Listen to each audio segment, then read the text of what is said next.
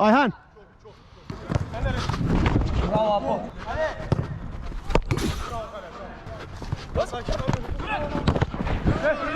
Hey!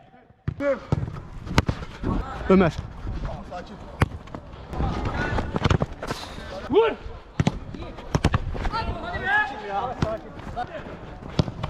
Ya öyle.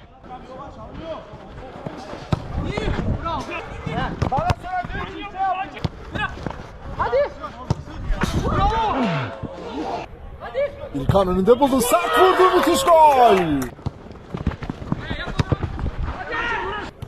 Ceza sahasına gönderilen top gol pozisyonu Abdullah'tan.